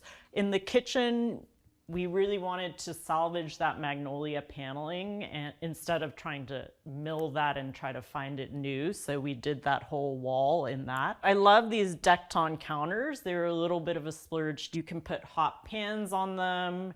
You can even clean it with nail polish remover, so it's perfect for a family that makes a mess and likes to do arts and crafts and stuff like that on here. Little other things, I did these custom knurled brass island legs, and they tie into the knurled brass on our faucet. I found a local metal worker to make those, and then I love these sort of cool Etsy stools that fit together. I love to source fun things from Etsy. They're not expensive. I like to find really fun, unique makers. Let's go into the dining area. The dining area, it feels more intimate because we have this chandelier. Because of the post and beam ceilings in this house, there aren't a lot of opportunities for decorative lighting, but we have this kind of pendant mobile style chandelier in the dining. And again, little touches of red on the back of the dining chairs that weave throughout. This is actually a table that I found on Facebook Marketplace years ago, and I personally lacquered it a mint green color, which is again a color that you kind of see throughout the home. As you can see, the dining room really opens up to the outdoors, so let's head there next. So here we are in our backyard, and what I really love about this house is all of the amazing existing hardscaping and landscaping, these beautiful Japanese maples that kind of frame this seating area. We've added some fun string lights that make it really festive and intimate in the evening. We love to entertain. One of the things that we added in our second phase was this pass-through window to our kitchenette and bar area, so it makes it really great for having people over. Why don't we head up to the pool next and our fun kids play area. What I love about this property is how many different outdoor spaces there are. I love to garden, and I love to help create these outdoor rooms with plantings as well. I love that there's so many different native fauna that come here. We have a lot of butterflies, hummingbirds, deer, chipmunks, so that's really a lot of fun to see out the window. This pool is an original kidney-shaped pool, so it's very mid-century as well. We did do some resurfacing here, but it's basically original. And as you can hear, there's tons of cicadas. We really are kind of out in the woods. I love that when you're out here, you don't feel like you're 15 minutes from downtown Atlanta. It really feels like you're out in the middle of the forest. You can't see any of the neighbors, so it's super private. We have the fire pit area over here, which we use a lot in the fall and the winter. One of the things I love about gardening is growing my own fruits and vegetables. So this is actually a fig tree that I planted 5 years ago, and it's actually now probably 15 feet tall. We have blueberries and even more fruits and veggies up on the roof. So my kids really love it out here. We have a rope swing, the pool, obviously. My son's super into wiffle ball, so he's created his own wiffle ball field with a home run fence back in the play area. We have a hammock and a slide up in the woods, so it's really kind of like a kids' playground out here. We are in Georgia. It's starting to get hot, so let's head back inside. I have a lot more to show you. After we did our first round of renovations, we did a whole addition onto the home to add square footage and workspace. And one of the things we did was add this hallway, which connects the new part of the house. And this hallway is really multifunctional. It contains tons of storage. We have a coat closet, this sort of command center niche, as well as our laundry behind these doors that fold back.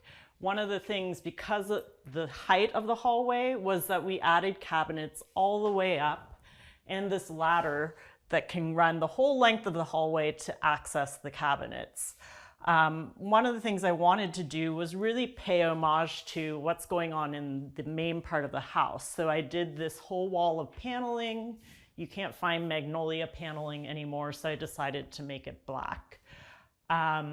And then we did the same wood on the ceilings, and you'll see that we carried that whole architectural style through to the new addition. Another thing that the hallway conceals is a little powder room that's kind of a little gem, and it's wallpapered in this crazy dragon wallpaper grass cloth that I got from Spoonflower. It's just a little surprise behind this hidden door. And then moving on this way, we have a bunch more storage. This is essentially like a buffet that we have here, even more pantry storage, kind of right adjacent to the dining room. And then we head into what I like to call the snug. So heading into this new area of the house, on the way to the snug, you run through the kitchenette, which is that area that we use for indoor-outdoor entertaining with our pass-through window. One of the things that we have carried throughout the house is this cork flooring, which is very mid-century modern, but I also love that it's a green product. It's super sustainable and feels great underfoot. So here in the snug, we call it the snug because it's very cozy and intimate. It's one of the few spaces that doesn't have a lot of windows. It's a great place to watch TV, and we really intentionally made it really cozy and warm. And I wanted to play again with color. So we have more pops of red in here. I love this Tibetan tiger rug. It's sort of a modern take on something that's more traditional. As you know, I love to collect art. So these are two local artists. This is a piece by Sergio Suarez, who's really up and coming, and he does these amazing giant scale woodcuts. So I also love playing with light. And because we're not doing a lot of cool decorative ceiling lighting, I love to play with sconces in this home. And I love this double arm kind of squiggly sconce that we used here. Beyond the snug is our guest room and what I call our guest and pool bath. And I love that our guests here really have their own living space when they come and kind of can be separate from the rest of the family if they want. As a designer, it was really exciting to design this space from scratch. I designed the custom sectional to fit it perfectly. And one of the clever things that I wanted to do was, in creating this side table here, you wouldn't know it, but the air return is hidden behind this cane panel so the air can flow in, but you don't see this ugly air return on the wall. Let's head up to my studio space. This is my studio space where my interior design team meets and makes all of the magic happen. One of the things I wanted to do was really highlight my hardware collection. I also design hardware. So that's what we did on all of these cabinets. We used all of our different collections of hardware. And this is where we store all of our products for our library. I love how much light there is here. It's so inspiring to kind of work up in this tree house. And I also really enjoy painting. So this is also kind of my painting studio here as well. And it opens up onto our roof deck. So in the studio space, I really wanted to play again with color, as I like to do. We have these kind of oxblood red tables, and I love to play with texture too. So playing with the traditional kind of Pantone chair form, but in a wicker version of that. I love to paint, as I mentioned, and I really like to paint figures. It's just something that I've always been fascinated by. So that's kind of what I'm up to here. And we have this Brent War chandelier. He's a local artist in Georgia, and he does these amazing plaster pieces. This was commissioned specifically for this space, and I love how it fits so perfectly. I've always enjoyed being creative. Even as a child, I was drawing house plans, so I think I always knew that I wanted to go into this industry. I started by working for a very large design firm and kind of cut my teeth there. And then about 12 years ago, I started my hardware line, Nest Studio, kind of in conjunction with having kids, and then did some design work here and there as part of Nest, then moved down to Atlanta, where I really formalized my design firm and started Atelier Davis. And we've been doing all sorts of projects around the country, both residential and commercial, some really fun restaurant spaces and a Pilates studio, and really enjoying working on those things. And this space is so inspiring. I love taking cues from nature and just from things that I find in everyday life, even things from like subway handles and like machinery that I see. Those often play into my hardware designs. So it's really interesting to see where inspiration can come from. But like I said before, this whole space feels like it's in a tree house, and part of that is because we have this amazing outdoor roof deck. Let's head out there. So here we are on the roof deck. I love being out here. As I mentioned, I love gardening, and we have these raised planters where I'm growing tomatoes, watermelons, beans, zucchinis. One of the things that's great about having all of this on the roof is the fact that the deer and the rabbits cannot get up here, so I'm able to grow these things without their interference. I have a bunch of tomatoes growing here, some thyme, and a squash, which is hidden down here. And then I have cucumbers and okra. I'm waiting for this giant cucumber to be ready. And then I have a ton of tomatoes, these giant basil plants. They're doing kind of amazing up here. So lots of sun, and the plants are really happy. I actually have some watermelons. I have a little baby watermelon growing here, as well as some peppers. So I really enjoy coming out here and picking things and watering them. It's just a nice respite for me. So the roof deck continues over here, and I love that the beams on the outside, the inside of the house, carry through to the outside. And we have this little seating area here where I can sit, have my coffee, and I can even monitor the kids in the pool down below. All right, let's head back inside. Here we are in the primary bedroom. What I love about this room is that it feels like such a sanctuary. It's surrounded by the woods on both sides. I love this little seating area here with our Nai armchair. It's a classic Japanese designed modern armchair. And then on the headboard wall, I have another textile that my parents picked up for me on their travels. And I love incorporating all of those in unique and interesting ways. These are some custom nightstands that I designed, and I know I mentioned a little while back the mint on our dining table. It's just a color that I weave in, and I love this kind of powder-coated mint hardware that I used here. I love playing with bedding and textiles. This is a long kind of linen bedspread. So instead of doing your traditional comforter with a skirt or duvet, this just sort of casual flows onto the floor. It's intentionally wrinkly and just really loose and flowy.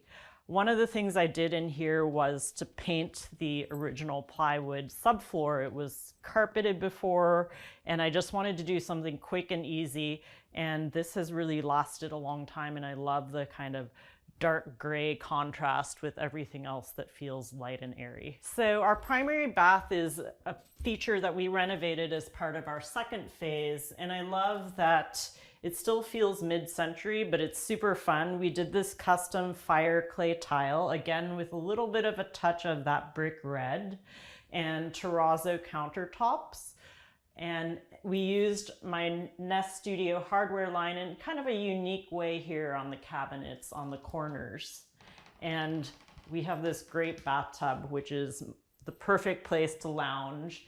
Because we're so private, I didn't include any drapery or anything, and I can just sit here and look out the window at the woods. Again, I love to bring artwork into bathrooms as well. I have this vintage Picasso print that I picked up at an antiques mall, and then another painting that I did actually of taking a bath, which is kind of perfect in the bathtub room.